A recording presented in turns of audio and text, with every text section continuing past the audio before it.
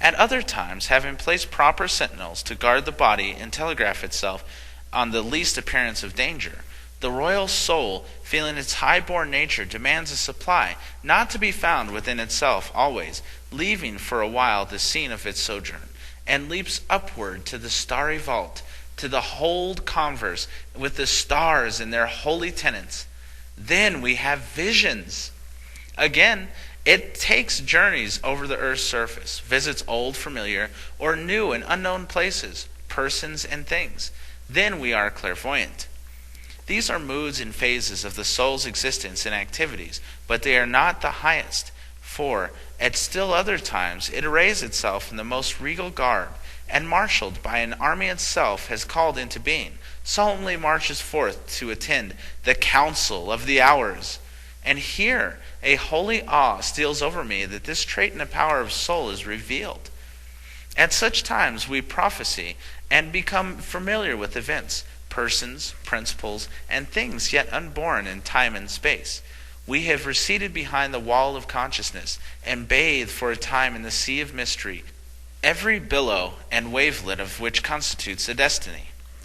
For that all things that are yet to be, at this moment exist the monads and the incarnate thoughts in the mind of minds, there cannot be a shadow of a doubt. Neither can there be doubt that man has been, still is, and hereafter will be, intromitted to the sacred labyrinth of knowledge under certain conditions yet unknown to us.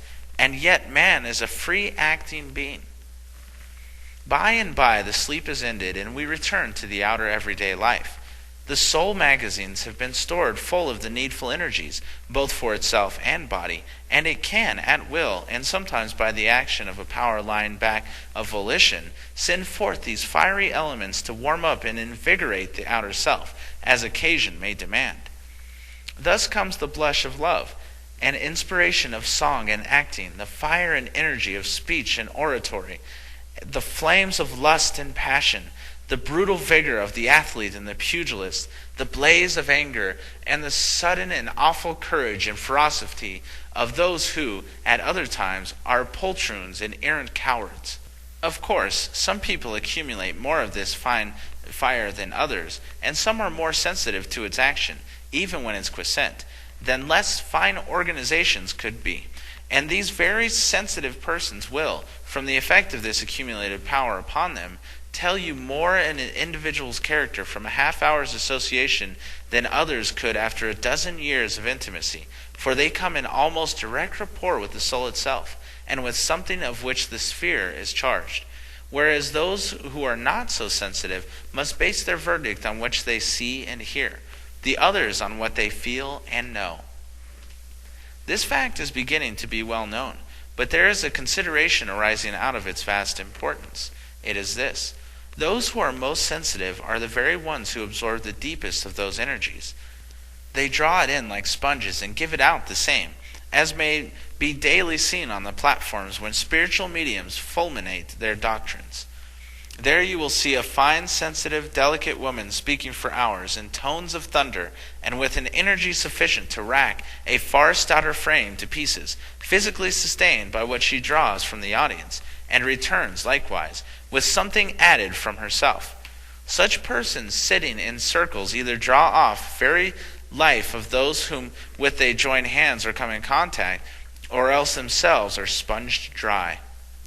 Now, one of these sensitives will absorb the spheres of the persons with whom they may chance to be, that they may lead to do many a naughty thing, even against their own inclinations and judgments. Especially is this true with reference to the tender passion. Their conduct may be reprehensible, their hearts may be very pure. Of course, this condition is a morbid one, and should be sternly fought against and battled down. The question is often asked, do spirits eat? The answer is, in the middle states, eating is strongly fantasy, and inhabitants believe they eat. In the soul world, stomachs are useless, as well as organs of sex, but the soul absorbs nutriment spontaneously. There is no waste. Having thus briefly replied to the objections likely to be raised, I now resume the narrative at the point where it was left incomplete. What further took place will be found in the next section.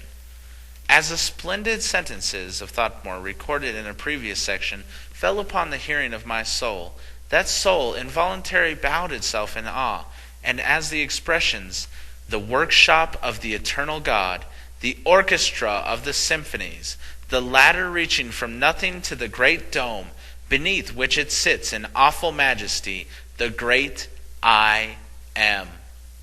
Reaching to my understanding, there went up from the soul's deepest profound a desire to know what and where was this supreme ruler of the starry skies. Scarcely this thought fairly formed when a deep slumber gently but rapidly stole over me. How long it continued I know not, but when consciousness for a moment returned again, I found myself brushing the dust from my apparel beneath the trees from which my first journey had commenced. This occupation could not have lasted more than a minute, when I started off mechanically toward a deeper nook and a more secluded spot among the trees and bushes, apparently guided by my instinct or directed by a power above myself. And I laid me down, as if wearied from the undue physical labor, and soon a gentle buzzing sound, like unto that made by the myriad insects when the day god hies him to his slumber, and all the great big world is stilled, lulled me into a sweet and soft repose.